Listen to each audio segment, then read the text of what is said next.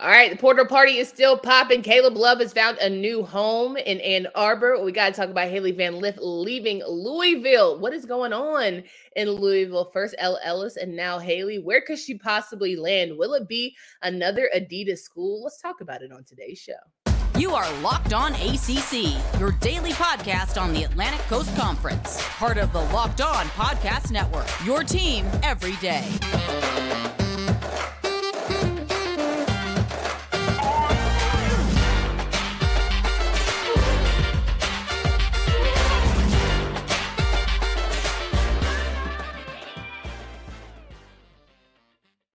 What's going on, everybody? Welcome to today's edition of Locked On ACC. I'm your host, Candace Cooper, joined by Kenton Gibbs. Each and every day, you can find us here wherever you listen to podcasts, as well as on YouTube. Subscribe. We are over that 1,000 mark, but hey, 2,000 looks even better. You know what I'm talking about. Skip trips to the grocery store and count on HelloFresh to make home cooking easy, fun, and affordable. That's why it's America's #1 meal kit. Go to HelloFresh.com/locked/ Yep, here it is. Go to HelloFresh.com/college60 and use code college60 for 60% off plus free shipping. If that's any indication of how today's show is going to be, we're about to have a rowdy good time. Caleb Love, Deuce, has found a new home. He is going to Ann Arbor, Michigan after deciding to take his talents away from Chapel Hill. My guy Caleb couldn't take it much more from Hubert Davis and the guys, and I wish him all the best, but glad he's at least staying with the Jordan brand, within the Jordan family. I wouldn't want to give up my J's, so you already knew what time it was in that regard. Big Ten, of course, has a great, legacy in terms of college hoops, but when he's idea of thinking about Michigan and where they are, it couldn't be more night and day in comparison. I mean, Juwan Howard and Hubert Davis, the energy there is totally different. Despite the fact that they are two alums of their respective universities, it's crazy to me the drastic contrast between you got a guy who won't even shake hands, you got another one who has awkward press conferences, you got one who's willing to go to the NIT, you got one go to the NIT and lose, talking about Michigan, you got one who don't even want to waste their time. It's just a lot going on. Either way, Caleb Love is going to a new home. So let's talk about the fact that he decided to go to Michigan, Kenton. Don't forget, one of the coaches is darn near a preacher. Every time this thing's going wrong, he ready to break out a sermon. The other one, part of the infamous Fab Five, shall we not forget. So, I'm looking at this and I'm saying to myself, it makes sense. I mean, at the end of the day. You think so? Oh, absolutely. I mean, you can't get over death threats for most people. That's a deal breaker for most people. 100%. I am not going to say that it was the majority of UNC fans, because of course it's never the majority. It's never the majority. It's always a loud minority of buttholes that ruin it for everybody else. And honestly, that loud minority, if they get bad enough, violent enough, rowdy enough, that's enough to ruin it for anybody. And as far as his fit at Michigan, I mean, we've seen in the past, Juwan Howard gives his guards a lot of leeway to kind of play, well, not just his guards, but all of his stars, a lot of leeway to figure it out, shoot us in the game, shoot us out the game, all that good stuff. So I think that's, Caleb saw that and his eyes got big. He said, wait a minute, I can shoot as much as I want and you won't have a problem? I might need to go there. That might need to be my place. And so he's found him a place up in Ann Arbor. And I'm gonna tell you this, Caleb, as a Michigan man, a resident rather, for 18 years, North Carolina code is respectful, brother. It taps you on the shoulder and says, hey, put on a jacket. It's going to be chilly outside today. Michigan code is like Latrell Sprewell. It just chokes you as soon as you get out the door. So don't be PJ Carlesimo. Keep some water with you on those extra cold days so you got something to, kind of get the processes rolling. I think it's funny how you mention the idea of pretty much living and dying by how your guards play. And of course, in the sense, if you get a lot of grace, this is absolutely the place for Caleb. But if you look at the numbers, Michigan finished 18-16 to end their season. They finished well in the middle of the pack of their conference. They were not a standout program. Nothing about it screamed off the page that Caleb is going to be right there instantly looking at Final Four potential or instantly national championship type conversation. So to me, if I'm just looking off the strength, North Carolina finished 20-13, still a great program, still finished, decent enough. What made you look at Michigan and say, yes, this place above where I'm at, I'm already at a Blue Blood, I'm already at a staple, I'm already probably making good NIL money. Like, to me, this is very much a personal decision and not a basketball decision.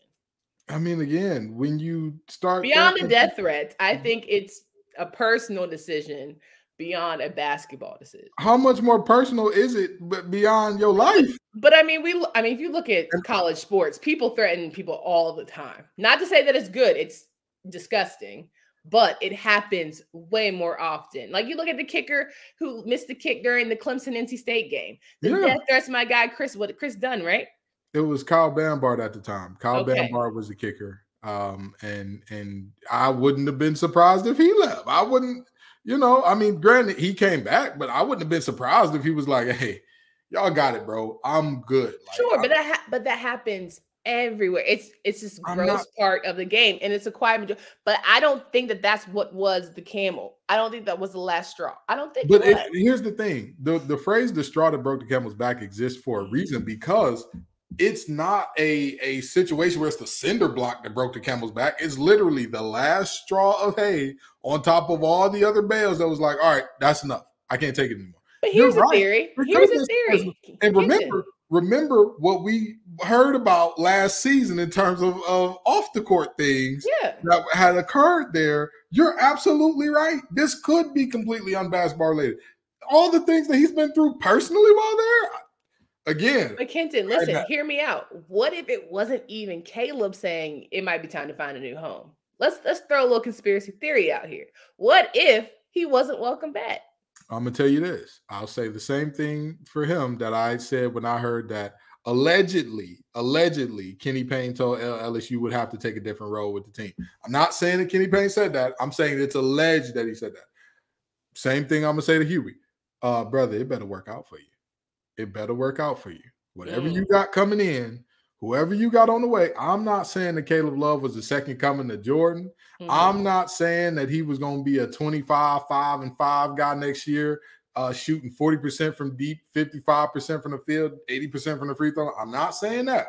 But what I'm saying is, if you get rid of a player of that caliber, you have to have something very good rolling behind it. Because But did Hubert tell Caleb that his role would shift? Because for all intents and purposes, he's been letting Caleb do whatever. Well, you said you pitched the idea of him not being allowed back. If he was potentially, what if he said the role had to shift? I'm throwing another conspiracy out here. What if he said the role had to shift and he actually had to kowtow to being the one who was the main ball handler? And he's like, listen, this year I'm not playing about it. Well, I mean, if he was the main ball handler, I don't think Caleb Love would have a problem with that. Now, if you told him he's not the main ball handler. Okay, if you tell him he's going to have to play off ball more, I could see it. I mean, again, I only go by what I know, but I'll tell you based on what you think and the hypotheticals that you pitched to me, and I'll tell you this. Again, brother, it better work out for you. For Hubert. Yes, for Hubert. RJ, you better get rid, because at the end of the day, the stakes are much lower for players. In terms of, like, the reality is you're not getting paid millions yet, 9 times out of 10. Like, even with Caleb Love or however much they value his NIL at, I don't think he's getting paid millions yet. I would bet, I don't know what Hubert Davis's salary is.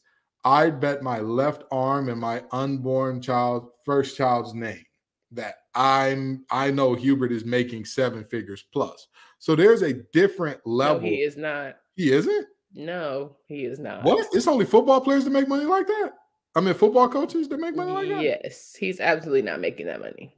Okay, well, I guess that I'm glad that I didn't bet. We can look it up after the show. It's public record because he's a state employee, but I promise you he's not making. Yeah, like, I know Duke never said how much Coach K made because they're a private university, but in a public university, you can look up his salary. But listen, I promise you, either way it goes, I'm very all right. Fine, let me retract that statement because I don't want to have to name my first child Hubert or give up my left arm. But I know for a fact he's making more than Caleb Love. Like, that's okay. So do you think he's going to prosper at Michigan, and do you think it's going to be a big old egg on face for Hubert? Oh, you're asking the tough questions. I think that he'll be who he is. I think that he'll have a slightly improved season, but I don't think that he'll be dominant. Now, has Caleb shown us who he is? Oh, yeah. You can try to change that shit. Top player, homie, you was who you was when you got here. You know, all that good stuff. But here's the thing. I do think it'll be egg on Hubert Davis's face, but not because of how well Caleb is going to play. I don't know what they're going to get to be better than Caleb. I don't know who they're bringing in. I mean, RJ and Seth Trimble are going to have to figure it out somehow, some way. But I think ultimately what it boils down to is the nuts and bolts of it are this. Hubert Davis's seat is crispy. I mean, it's smoking hot. Can I ask Beyond Kevin Keats hot. Can I ask you a question? Please. Do you think that this is going to be a moment that's a black eye on Hubert Davis's team? I don't, because I think this is just the nature of the beast of college basketball. And like, honestly, it's all high risk reward. Like, you don't have this. I think he's trying to stay sometimes of the mindset of the Carolina of old, and he needs to just adjust a little bit to what we're seeing now. I don't think that Caleb was the biggest cancerous part. I will say that. I don't think it was all Caleb. Caleb was the scapegoat, but he is not the reason for Carolina's downfall. And I believe that to my core. Hubert Davis makes $2.3 million per year. I knew I wasn't crazy. That man is making $2.3 million a year. 7? Okay. I thought you were talking like 10 million. I was like, no. No, 7 figures. Lord Jesus. I'm pretty. I don't care. You know, I don't care. Hey, I don't care. I'm pretty. I'm pretty. I don't ever do math on the show. You already talk about it. I talk about my 25%, my quarter. I have never claimed to be no mathematician. I can count my checks and I can count my subscribers. So period, poo. There is a joke to be made about UNC in this situation that I will not make. I hope you do, because it'll be the last time you're on this show. Who should remember who can remove you from the episode? Oh, no, I can get removed from the episode. Now, first it was the permanent co-host. Now is don't make that joke or you're out of here, Buster. Make it if you want to. All right, guys. Grand slams, no-hitters, and double plays are back. And there's no better place to get in on the MLB action than FanDuel, America's #1 sportsbook. That's because right now, new customers can step up to the plate with a no-sweat first bet to up to $1,000. Just go to FanDuel.com, sign up, place your first bet, and get $1,000 back in bonus bets if you don't win. Don't miss your chance to get a no-sweat first bet up to $1,000 when you join FanDuel today. Just go to FanDuel.com/lockedon to sign up. FanDuel, official sports partner of Major League Baseball. If you have not checked out Kenton and Grayson's excellent episode on ACC baseball, where they ranked the teams, make sure you check that out. It's 2 to 3 episodes back. Just go ahead and find that bad boy. Give us your thoughts and opinions. We had lots of those, so that lets me know you guys want some baseball. All good and dandy. So wrapping up this nice little bow of a conversation about Caleb Love, I think that he is going to excel best he can. I don't think it's going to be earth-changing. I'm glad he gets a change of scenery. Maybe it'll be better for him for all parties involved. At the core of it, Carolina still has some cracks in it that they need to figure out this season if they want to even remotely be in ACC regular season conversation, tournament conversation, and make the damn NCAA tournament. It's a lot of things that need to happen in the offseason. I 1,000% agree. I 1,000% agree. I mean, again, this is not a slight change in the deck. It seems that Hubert Davis and company are doing a complete overhaul of that roster. I mean, who's coming back from last year's team? What is it? You got Armando, who's on his 13th year of eligibility, 12 years of Tar Heel, new movie coming out to y'all this fall. You've got RJ Davis and is Puff Johnson coming back or no? He's not. Okay, so Seth Trimble and who else? Is that it? Jalen Washington, and you got the Wojcik guy. Who's this? And the bench guy. I feel like no. He's the one that was a kid and came back. He's coming. Look, we gonna be straight. All I'm asking for this offseason is Armando Bacot to find a jumper. Then everybody can talk to me. Until then, I don't think nothing's gonna change about that program. That man is 2 years away from needing to get his prostate checked. If he ain't found a jumper yet, is not gonna come. Help us, Father. Help us. I'm sorry. Lord. Wasn't he there when you were at Carolina? First of all, don't disrespect me. Don't disrespect me. So it wasn't. There was no. I ain't never seen that boy on campus, not once. I'm just. I won a national championship my freshman year, so don't play with me. I should have won one my senior year if it wasn't for that boy who broke Kendall Marshall's arm. So I'll let y'all do the math on that one. Needless to say, we have transition topics. We got to talk about our ladies because breaking news out of the weekend. Yeah. Louisville is a lot going on. First, Ellis. We're talking about Kenny Payne. Now you got the fact that Hailey Van Lith is a junior and she is going elsewhere. She has decided to transfer out of Louisville herself. And so you got 2 star guards decided to taking their talents out of Kentucky. And I'm just sitting here saying, Hailey Van Lith, I would have never guessed that girl would transfer from that bad boy. One player took their talents up to the north, and another player is taking their talents to the deep south. I am telling you, you know who the runner-up for her was coming out of college? Huh. Miss Kim Mulkey and the Baylor Bears. You know who's going to get her out of this transfer portal? Miss Kim Mulkey and the Louisiana State University Tigers. They are going to go get their girl because she going to go get her team because she was on the do not contact list, which everybody thinks means like she has her school picked out already. I mean, it's possible, but it's also possible that like she's Hailey Van Lith. Like, if she wanted to have like 5-6 schools where she's I don't think that means that. Here's the thing. At the end of the day, if I'm her, right, you know, in terms of combo guards, because I think she's more of a combo guard than a point. I think she's 2-guard, combo guard type guard. In terms of her position, you can't name 5 that are a bigger draw or better. So why leave Louisville? If you are the woman, you're it. Louisville, Hailey Van Lith, hand to hand. Why leave? Why leave?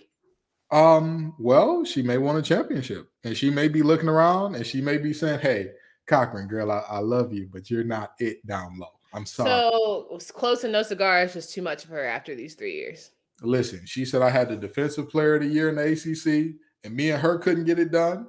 And you think I'm gonna come back with this squad and run it back, baby? I'm out of here. She said she's tired. For your baby. You say what now? So she's tired. Yeah. Putting the team on her back. So she's ready to be a two woman to a team. She doesn't have to be she don't want to be the star no more. She's saying, I want to have if we aren't going to be the Justice League, I at least need a Robin to my Batman. A good Robin that I can count on, depend on. So you think she's going to LSU? Yeah, I think she's going down to LSU. I think she's going. Okay, go ahead. Finish your statement. Would I be shocked if she went somewhere else? Yeah. Is it possible? Yeah. Is this all speculation by me? Yeah. I tell y'all when I know something. I'm not telling you what I know right now. I'm telling you what I'm speculating. Proceed. I think very much speculation. She's going to Indiana. I say that because it's another Adidas school. She's only played in Adidas shoes. And I feel like that's right up the girl alley. Take from that what you will. I feel like Indiana is the place for her. I don't know. Yeah, I don't know. Absolutely. What about Indiana feels like it's a Hailey Van Lith type of place? Now, why are you going to ask me to explain what I just said? Take that for what you will. Now, why would you do that? Because I need some explanation here. Why would you do that? I'll tell you this. The one place that I've heard where I'm like, stop it, get some help, is I've heard that she's potentially going to Iowa. Stop it, get some help. Okay. Why not? Why would you not want to be balling with? You said you want a 1-2 punch. She could be the Robin to Caitlin Clark. I have never met a very young ball player that is excited to go be somebody else's Robin. Never seen it. So where is she finna go and be Batman? I mean, not LSU. She gonna out Batman by you, Barbie? No. But at least there, she'll be the primary ball handler. Angel Reese needs somebody to get her the ball. Caitlin Clark does not. She can just. And Morris definitely is out of eligibility. She done been in school 10 years. So now that's another one up there where I feel like she came in about a year or two after Armando. She's around. She's 12 years a student now. Because she's been to multiple schools. She's been to about 3-4 seasons. She going on the college tour. You remember Get Smacked? You remember when that was popular? No, what is that? Get Smacked was like the the college party tours where they would like go to different colleges and it would be like, oh, Get Smacked at, we're going to be at this place and then this school and then this school. How old are you? No. Wow. Anywho, she done been on a world tour, baby. I'm telling 100%. You. with that being said, and I believe the other guard was a 5th-year player as well who had exhausted all Carson. her. Carson. So I believe both of those guards are gone. There's plenty of shots. There's plenty of ball handling. And the coach that was the runner-up for her. And you got a big that just set the record in the NCAA for double-doubles. And you can talk your talk and be yourself because Hailey going to talk, baby. Hailey going to say what Hailey got to say. I'm interested to see, though, if she goes to an LSU where, a lot of smack talking, if it riles up with internally. Like, I feel like her and Mulkey are going to be ones to get along, but in terms of the whole group and how she kind of, goes with others, I'll be interested to see how it plays out. So I'm going to tell you this. I am a very firm believer, and actually I'm not a very firm believer in it because it's just a personal thing. We have seen this. It is a quantitative. Winning covers over a multitude of sins. Sometimes people don't mesh. They don't like each other. They don't get along. But when that ball is going through that basket, when you looking up saying, are we up by 30 again? All of a sudden, the jokes get a little funnier. The food tastes a little better. The ice is a little colder. The seats a little comfier. That's just how it works. So these you're saying that, and I agree because we all love this national championship and somehow forgot that the girl was so rude about BG and freeing Brittany Griner. We all just skipped over that part, how her old coach was super rude and disrespectful and downright atrocious about her release. But national championship parade be damned. There was a parade in her city. Yeah. You're not wrong. Okay. You're not wrong. That's how I feel. That's how I feel about old girl and her nasty suits. And I'm gonna say this again. I have never been a particular fan or a hater of Kim Mulkey. But with that, ain't nobody hating. Just call her to the carpet. Oh no! I'm saying I've never felt the way about her to be like, oh, I need to. Never felt the way about her in terms of I need to defend her or whatever the case may be. Not doing that. But with that being said, you can't defend that pressing curl. But go ahead. No, absolutely. Wow.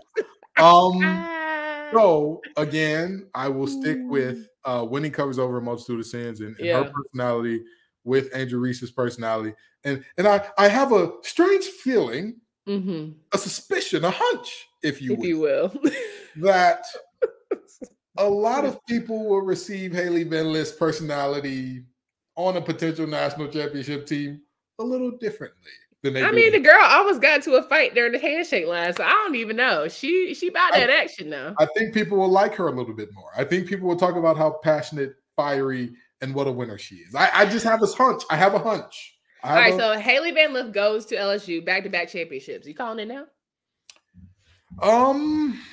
So Aaliyah Boston left South Carolina, correct? Yeah, their whole team pretty much. All the seniors got all the freshies. Yeah. Oh, okay. Yeah. I'll tell you this. I'm not sure only because those guards did the damn thing down the stretch. Those guards showed up. And I want to. And Hailey ain't that. And let me just go ahead and say that. Hold on. Hailey ain't. You're not gonna disrespect Hailey. No, bro. Hailey's so overrated. Okay, go ahead. You ain't watching the same games I'm watching. Okay. No. Now don't get me wrong. You think Hailey's a dog? Stop. Okay. When Hailey goes cold, she can drop the temperature in the room. I give you that. I give you that. Sweetie style. But when she goes cold, it's so rare, number one. And number two, how she gonna fit as the best when she's amongst really good? Iron sharpens iron, so maybe it can help her even elevate her game even more. But when she's had to be the greatest, put the team on her back, I'll be interested to see when she does not have to be the superstar, how that works out for her. I think that she still will need to be, and here's where the question comes in for me. Lord, when you look at LSU last year. You looked at people sporadically chipping in besides Angel, because Angel was Angel. She was all year. She had to do the thing in the tournament. She was putting up 25 and 18 and stuff like that. People look at the national championship like, oh, she only put up 13 and 12. Baby, that's a national champion. Go look at the whole tournament. Too, but go ahead. Go look at the whole tournament. But in terms of Hailey and what she does, the question is can she be what both of those players were combined, what Carson and Moore were combined, or do they have somebody else stepping into that role? And by the way, again, this is all speculation because she could go somewhere else. She could go to Indiana. I again don't really understand the reason. I'm just looking at Adidas school. She ain't going to Miami. She would be the third blonde, and we all know that ain't gonna work. I listen. Again, I could be wrong. She could be going elsewhere, but that's a very spicy take. I want to see how this thing plays out.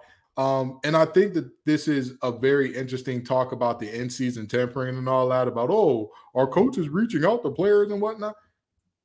Probably. What you gonna do about it? Kim definitely shot her that text when they lost. Like, hey, so what's up? I got 2 guards out the door. Like, see about me. I mean, it's very possible. Or she could have shot the text. She could have said, "Hey, big head, I made a mistake the first 3 years." Like, come on, I doubt it. Hey, big head, like your dresses. Wonderful gowns. Her suits. Wonderful suits. I'm sorry. Love your suits. Wonderful, wonderful suits. Wonderful. Loved the feathers, all the shimmer, all the glam. The flowers. Yes. Just amazing. Just, I mean. Impeccable. Oh, what a time. What a time. I know that you recruited me out of high school. I know. Okay. I've heard from the grapevine that you got 2 guards leaving. You may need a new ball handler.